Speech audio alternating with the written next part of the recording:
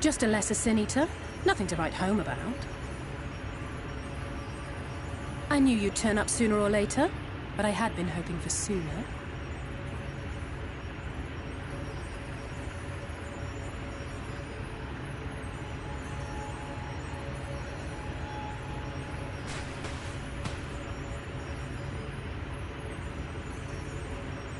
How are you?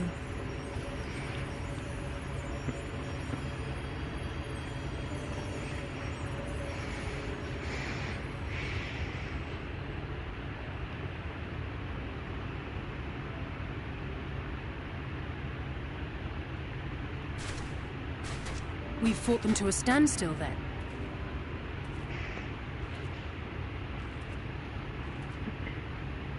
The Exarch did say that the Empire seemed to have drawn back when he last looked in on the source.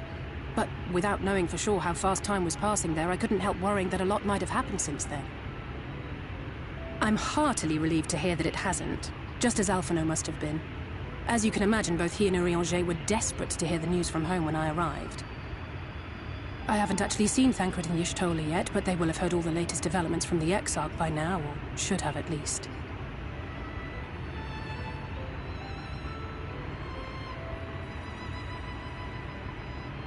When I think of how frantic Tataru and the others must be, I want nothing more than to rush back and reassure them. But we still haven't found a way to reverse the summoning. And even if we had, we couldn't just ignore Urianger's vision. He may use 10 words where one would suffice, and they may often obscure as much as they reveal. But on this matter, he was as clear as day. I do not doubt for one moment that he saw what he claims. Nor how difficult it must have been to speak about them. The 8th Umbral Calamity and your death aren't exactly topics for idle conversation. As much as I might want to go home, I don't want to go home to that. We can't allow the rejoining to happen, which means we have to save the first from the Sin Eaters.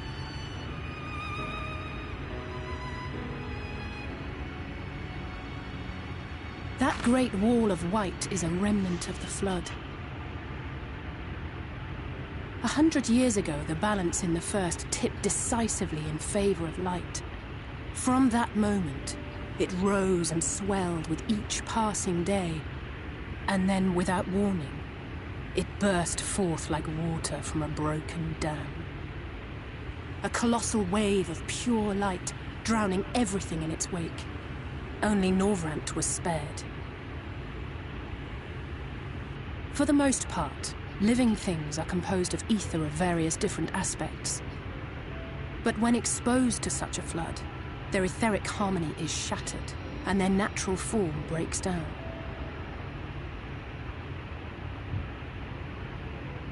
Then they either perish, or are warped into mindless abominations.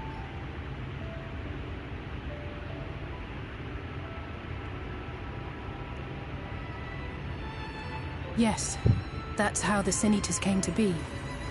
They were once living creatures, or people, that were caught in the path of the Flood. Once the change is wrought, there is no going back. In that instant, they are gripped by an insatiable appetite for ether, and will happily gorge themselves on any living thing within reach. But even that is not the worst of it. The stronger Sin Eaters can plant light in us, like seeds in soil, corrupting our ether, and triggering the birth of new monstrosities. They are creatures of base instinct, that exist only to feed and to multiply. They feel no pity, know no remorse, and are utterly deaf to reason. Which is why they must be destroyed. Every last one of them. The infirmary is full of the Sin Eaters' victims, left here to spend their final hours waiting for the change to overtake them.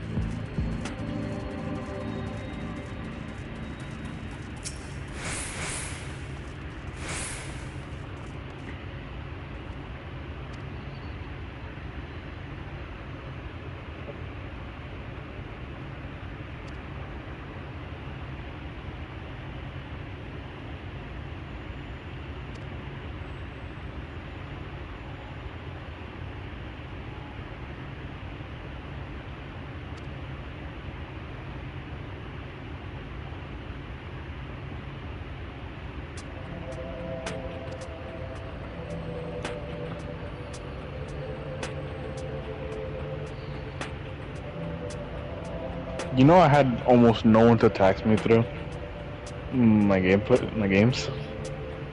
What do you mean? The game. Like, I asked Marlon because he had a two-seater. Marlon, can you taxi me? What do you say? No. Why? He just didn't want to tax me. And I'm like, bruh, but why though?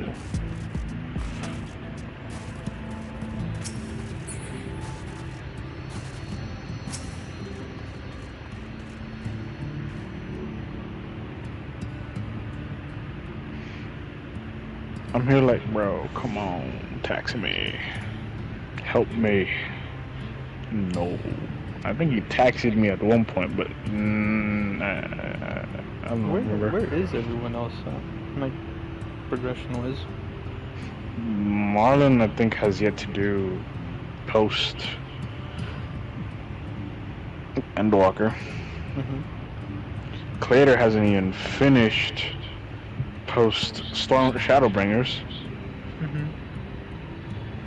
Harry skips through everything, so he's in Endwalker.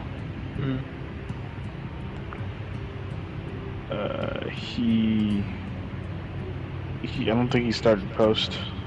Oh, why didn't you tell me? What? Like that. Him and Kennedy. What about it? Supposedly they broke up. Last I spoke to him, they're on a break From each other. Yeah. She's not worth it. What do you mean she's not worth it?